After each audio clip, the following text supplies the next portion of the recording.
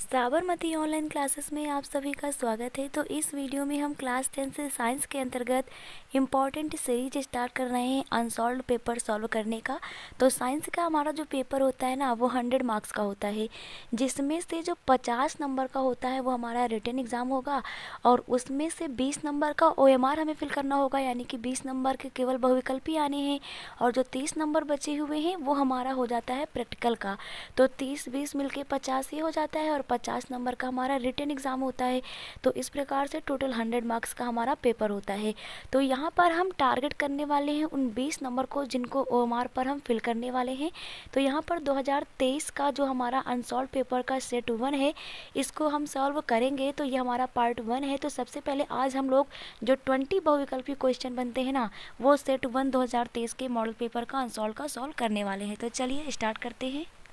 तो first question है यहाँ पे कि किसी वस्तु का अवतल दर्पण द्वारा बना प्रतिबिंब आभासी, सीधा एवं वस्तु से बड़ा पाया जाता है, तो वस्तु की स्थिति कहाँ होनी चाहिए। तो यहाँ पर समझ लेते हैं। अवतल दर्पण द्वारा प्रतिबिंब बनने की 6 स्थितियाँ हैं। फिगर में आप लोगों को दिख रहा होगा कि सबसे पहले जब वस्तु अनंत पे हो, दूसरा जब वस्तु अनंत और वक्रता केंद्र के बीच हो, तीसरा जब वस्तु वक्रता केंद्र पे हो, चौथा जब वस्तु वक्रता केंद्र और फोकस के बीच हो, पांचवा जब वस्तु हमारा मुख्य फोकस पर हो और छठवां जब वस्तु मुख्य फोकस और ध्रुव के बीच हो। तो ये हमारी 6 स्थितियां होती हैं अवतल दर्पण में प्रतिबिंब बनने की। तो यहाँ पर जो हमने 1 2 3 4 5 6 गिना, ये हमारी वस्तु की पोजीशन है। नीचे आप फिगर में देखिए, हमने अपोजिट साइड से यहाँ से 1 2 3 4 5 गिना है और छठवां नंबर दर्पण के पीछे रखा है। तो ये हमारा प्रतिबिंब को दिखाता है। तो जो हमारा प्रतिबिंब है ना, वो छठवें नंबर पर अगर वस्तु रखी हो तो इसका प्रतिबिंब कहाँ बनता है, दर्पण के पीछे। याद रखना, जितने भी प्रतिबिंब यहाँ पर आपको नीचे बनते हुए दिखाई दे रहे हैं, 1 नंबर पे, 2 नंबर पे, 3 पे, 4 पे, 5 पे, ये हमारे ना वास्तव में बनते हैं, वास्तविक होते हैं। और जब प्रतिबिंब अवतल दर्पण में दर्पण के पीछे बने तो वो आभासी होता है। तो भाई अवतल दर्पण में एक ही कंडीशन है आभासी होने की। तो आभासी प्रतिबिंब बन रहा है, तो इसका मतलब कहाँ रखा गया है वस्तु को रखा गया है ध्रुव और फोकस के बीच में। ध्रुव और फोकस के बीच में छठवीं नंबर पोजीशन पे रखोगे तो प्रतिबिंब दर्पण के पीछे बनेगा छठवें नंबर पे। तो करेक्ट ऑप्शन यहाँ पर हमारा डी हो जाएगा। इसी प्रकार से अन्य कौन से नंबर पे वस्तु को रखा गया तो उसका प्रतिबिंब उसी नंबर पे नीचे आप देख लेंगे कहाँ पर बनता है।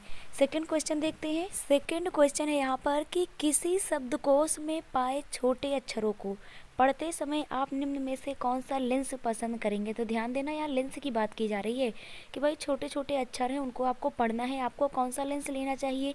तो हम लेंगे यहाँ पर उत्तल लेंस, क्योंकि उत्तल लेंस में बड़े प्रतिबिंब बनते हैं। भाई छोटे अक्षर हैं और अगर हम अच्छे से पढ़ ले जाएं तो इसके लिए ज़रूरी है ना कि कोई ऐसा लेंस लें जिसमें वो बड़ा दिखाई पड़े ताकि हम पढ़ ले जाएं। तो यहाँ पर छोटे अक्षरों को पढ़ते समय हम कोई ऐसा यहाँ पर लेंस लेंगे जिसमें बड़ा प्रतिबिंब बनता हो, तो वो है हमारा उत्तल लेंस। कौन सा, उत्तल लेंस। अब उत्तल लेंस में भी यहाँ पर 2 ऑप्शन है, तो ऐसा उत्तल लेंस लेना है जिसकी फोकस दूरी कम हो। तो यहाँ पर हमारा करेक्ट ऑप्शन हो जाएगा सी, कि 5 सेंटीमीटर फोकस दूरी का एक उत्तल लेंस यूज करेंगे छोटे अक्षरों को पढ़ते समय। नेक्स्ट क्वेश्चन नंबर 3 देखते हैं। क्वेश्चन नंबर 3 है कि किसी गोलीय दर्पण तथा किसी पतले गोलीय लेंस, एक तो गोलीय दर्पण है और दूसरा हमारा गोलीय लेंस है, इन दोनों की जो फोकस दूरियां हैं ना, वो -15 सेंटीमीटर हैं। दर्पण तथा लेंस संभवतः किस प्रकार के हैं, ये पूछा जा रहा। अब यहाँ पर आपको ध्यान देना है, फोकस दूरी ना -15 सेंटीमीटर है और फोकस दूरी जो होती है वो माइनस में होती है अवतल में। किस में होती है, अवतल दर्पण और अवतल लेंस में। तो यहाँ पर करेक्ट ऑप्शन हमारा ए हो जाएगा, दोनों हमारे अवतल होंगे। क्वेश्चन नंबर 4 है, मानव नेत्र के जिस भाग पर किसी वस्तु का प्रतिबिंब बनता है। तो भाई मानव नेत्र में हमने देखा था कि जो मानव नेत्र होता है खोखले गोले के समान होता है। इसमें जो प्रकाश प्रवेश करता है आगे कॉर्निया से, कहाँ से प्रवेश करता है, कॉर्निया से। लेकिन जब अंदर जाके इसका प्रतिबिंब बनता है ना, तो वो बनता है रेटिना पे।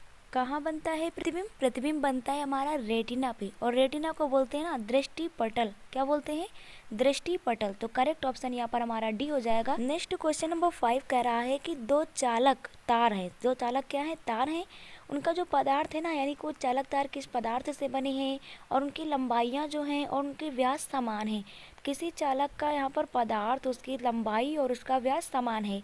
किसी विद्युत परिपथ में पहले तो उनको श्रेणी क्रम में जोड़ा गया, 2 हैं, कितने हैं चालक तार, 2। पहले तो उनको श्रेणी क्रम में जोड़ा गया और बाद में उनको पार्श्व क्रम यानी कि समांतर क्रम जोड़ दिया गया। तो श्रेणी क्रम और समांतर क्रम दोनों में जो उत्पन्न ऊष्मा है ना, इसका हमें अनुपात निकालना है, ऊष्मा H का अनुपात निकालना है। तो पहले यहाँ पर देखते हैं कि जब कोई चालक तार हो, उसमें पदार्थ लंबाई और व्यास समान हो, इसका मतलब होता है कि उनके प्रतिरोध समान है। उनके प्रतिरोध क्या है? समान है।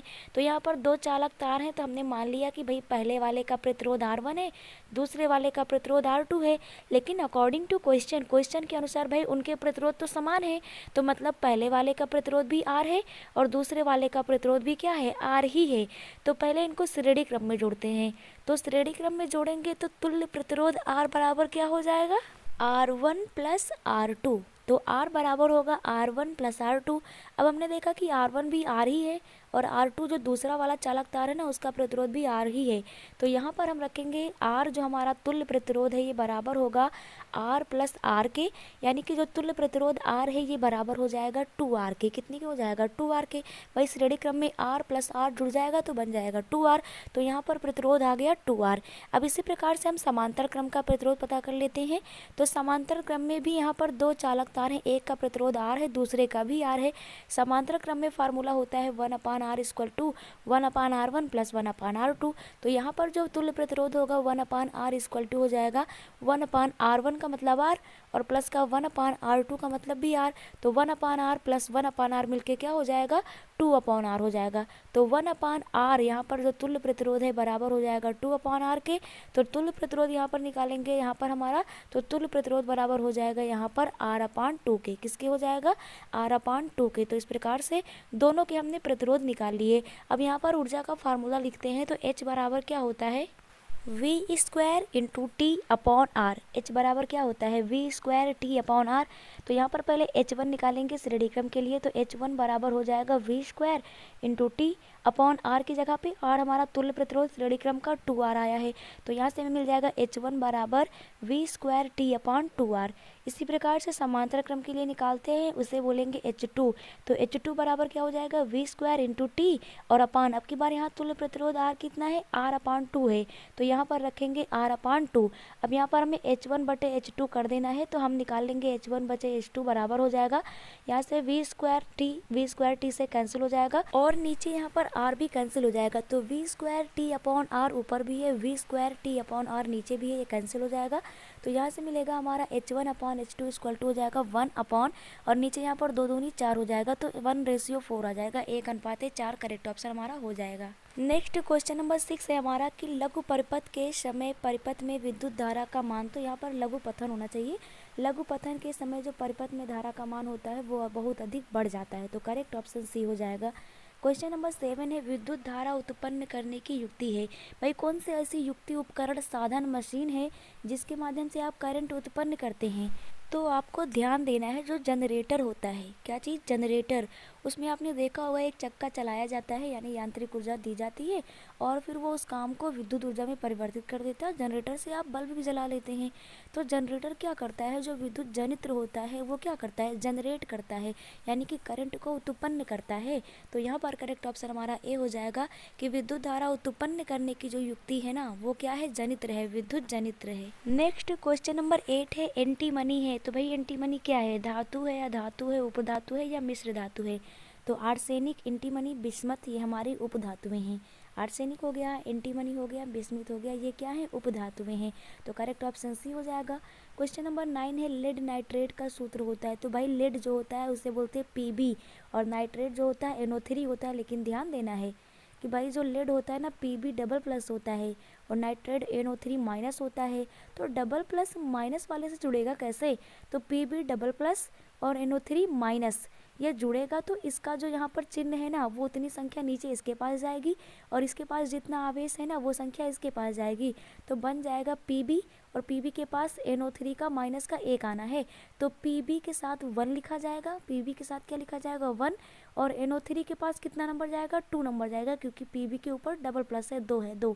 तो यहाँ पर हो जाएगा Pb NO3 का होल ट्वाइस। तो करेक्ट ऑप्शन हमारा हो जाएगा Pb NO3 का होल ट्वाइस लेड नाइट्रेट का सूत्र है। तो यहाँ पर ध्यान देना है आपको कि आपको रट्टा नहीं मार लेना है, जैसे चीज़ें आपको समझाई जा रही हैं वैसे रिकॉल करना है। मान लीजिए यहाँ पर लेड नाइट्रेट का पूछा गया था, अगर आपसे सिल्वर नाइट्रेट पूछ लेता तो भाई सिल्वर का सूत्र होता है Ag, नाइट्रेट का सूत्र होता है NO3, सिल्वर के ऊपर होता है Ag 1+ और नाइट्रेट NO3 माइनस, तो 1+ 1 माइनस से जुड़ जाएगा, वहाँ सूत्र बनेगा AgNO3, तो इसीलिए आपको रटना नहीं है। नेक्स्ट क्वेश्चन नंबर 10 है, निम्नलिखित में से असंतृप्त हाइड्रोकार्बन है। तो भाई जब कार्बन पे सारे सिंगल बंध लगे हों तो उसे बोलते हैं संतृप्त। क्या बोलते हैं? संतृप्त हाइड्रोकार्बन। तो जब किसी कार्बन पे डबल या ट्रिपल बॉन्ड आ जाए ना तो उसे बोलते हैं असंतृप्त हाइड्रोकार्बन। अब यहाँ पर सभी के संरचना सूत्र बना के देख लेते हैं। तो C2H6 की आपको संरचना दिख रही होगी, दोनों कार्बन पे सभी सिंगल बंध लगे हुए हैं, कार्बन कार्बन के बीच सिंगल बंध लगा है, तो ये हमारा संतृप्त हो गया। असंतृप्त पूछा गया है, सेकंड ऑप्शन बना लेते हैं फिगर। तो सेकंड ऑप्शन का जब हम फिगर बनाते हैं तो यहाँ पर देखते हैं कार्बन कार्बन के बीच डबल बॉन्ड आता है, क्योंकि कार्बन पे ना अधिकतम 4 बंध लग सकते हैं, ना तो उससे कम ना तो उससे ज़्यादा, तो यहाँ पर आपको संतुलित करना है। तो ये हमारा हो जाएगा सेकंड ऑप्शन, क्योंकि ये असंतृप्त हाइड्रोकार्बन ही है। तीसरा भी आप देख लें तसल्ली के लिए, तो यहाँ पर CH4 का जब आप फिगर बनाते हैं तो आपको दिखता है कि कार्बन पे चारों संयोजकताएं एकल बंध द्वारा संतुष्ट हैं, तो ये हमारा संतृप्त होगा। और C3H8 का भी फिगर देखें तो यहाँ पर तीनों जो कार्बन श्रृंखलाएं हैं ये आपस में सिंगल बॉन्ड के द्वारा जुड़ी हुई हैं, तो ये भी हमारा संतृप्त है। क्वेश्चन में असंतृप्त पूछा गया था तो करेक्ट ऑप्शन हमारा बी हो जाएगा, क्योंकि इसमें डबल बॉन्ड आया है। नेक्स्ट क्वेश्चन नंबर 11 देखते हैं। क्वेश्चन नंबर 11 कह रहा है कि प्रोपेनल में क्रियात्मक समूह है। तो भाई प्रोपेनल, इसमें अल लगा हुआ है, तो अल जो होता है ना वो किस में लगता है? एल्डिहाइड में। अल किस में लगता है? एल्डिहाइड में। रिकॉल कर लीजिए आप, एल्कोहल में लगता है ऑल, एल्कोहल में लगता है ऑल, एल्डिहाइड में लगता है अल, और कार्बोक्सिलिक समूह में लगता है ओइक अम्ल। कार्बोक्सिलिक समूह में ओइक अम्ल और कीटोन समूह में ओन लगता है, ओन। तो यहाँ पर पूछा गया है प्रोपेनल, यहाँ पर प्रोपेन उसमें अल लगा हुआ है, तो ये हमारा एल्डिहाइड है और एल्डिहाइड को बोलते हैं CHO, single bond CHO। Correct option यहाँ पर हमारा ए हो जाएगा। क्वेश्चन नंबर 12 है एसिटिक अम्ल का IUPAC नाम। तो एसिटिक अम्ल का सूत्र क्या होता है? CH3COOH, CH3COOH। इसका IUPAC नाम पढ़ेंगे तो 2 कार्बन के लिए एथेन, 2 कार्बन के लिए एथेन, और कार्बोक्सिलिक जो समूह COOH लगा है इसके लिए ओइक अम्ल, तो नाम हो जाएगा यहाँ पर एथेनोइक अम्ल। क्या हो जाएगा? एथेनोइक अम्ल। करेक्ट ऑप्शन हमारा हो जाएगा। नेक्स्ट क्वेश्चन नंबर 13 है कि एक तत्व के क्लोराइड का सूत्र MCl2 है, मतलब M कुछ भी होगा यहाँ पर उसका क्लोराइड का सूत्र ना Cl2 लगा है बगल में, तो उसके ऑक्साइड का सूत्र क्या होगा? तो सबसे पहले MCl2 को तोड़ देते हैं। भाई इसमें Cl सिंगल माइनस होता है, आइबर, क्लफ, आयोडीन, ब्रोमीन, क्लोरीन, फ्लोरीन, इसके ऊपर माइनस का आवेश होता है 1, तो यहाँ पर Cl के ऊपर माइनस का 1। अब Cl कितने हैं? 2 हैं, तो इसका मतलब माइनस का 2 है। इसका मतलब पड़ोस में जितने यहाँ माइनस होते हैं ना, पड़ोस में उतने ही प्लस होंगे, तो M के ऊपर हमें पता चल गया प्लस का 2 है। M का मान कितना है? यहाँ पर प्लस का 2 है। तो अब इसका ऑक्साइड बनाना है, तो ऑक्साइड मतलब ऑक्सीजन से अपक्रिया करानी है, और जो ऑक्सीजन होता है ना O डबल माइनस होता है। O क्या होता है? Double minus. ऑक्सीजन की संयोजकता -2 होती है, कि जो M है आपका वो डबल प्लस है और ऑक्सीजन डबल माइनस है, तो जब ये दोनों जुड़े नहीं आएंगे तो M डबल प्लस है और O डबल माइनस है, आसानी से जुड़ जाएंगे। डबल प्लस को जुड़ने के लिए डबल माइनस चाहिए होता है, तो सूत्र बन गया MO। क्या बन गया? MO सूत्र आपका हो जाएगा। Correct option b. Next question number 14 है वृक्कों का कार्य है। तो वृक्क आपने कहाँ पढ़ा था? वृक्क आपने पढ़ा था उत्सर्जन तंत्र में। कहाँ पर पढ़ा था? उत्सर्जन तंत्र में। तो उत्सर्जन तंत्र का प्रमुख भाग है वृक्क, और वृक्क के अंदर होती है नेफ्रॉन। इसकी इकाई क्या होती है? नेफ्रॉन होती है, वृक्काणु। तो यहाँ पर वृक्कों का कार्य क्या है? श्वसन करना नहीं भाई, वो तो फेफड़ों का काम है। प्रजनन करना, प्रजनन करना भी इसका काम नहीं है। उत्सर्जन करना, जी हाँ, तो करेक्ट ऑप्शन हमारा सी हो जाएगा, उत्सर्जन करना। पाचन भी इसका काम नहीं है, उत्सर्जन करना। क्वेश्चन नंबर 15 है पत्तियों पर कलिका विकसित होती हैं। तो किसकी, कौन सा पौधा ऐसा है भाई जिसकी पत्तियों पर कलिकाएं विकसित हो जाती हैं, कलियां विकसित होती हैं? तो ब्रायोफिलम पौधे में। किसमें? ब्रायोफिलम पौधे को आपको याद रखना है। क्वेश्चन नंबर 16 है अनुवांशिक विज्ञान के जनक कौन है? या अनुवांशिकता का जनक किससे कहा जाता है? तो ग्रेगर जॉन मेंडल को। किसको कहा जाता है? ग्रेगर जॉन मेंडल को कहा जाता है अनुवांशिकता का जनक। तो करेक्ट ऑप्शन हमारा सी हो जाएगा। नेक्स्ट क्वेश्चन नंबर 17 देखते हैं कि दो डीएनए तंतु आपस में जुड़े होते हैं।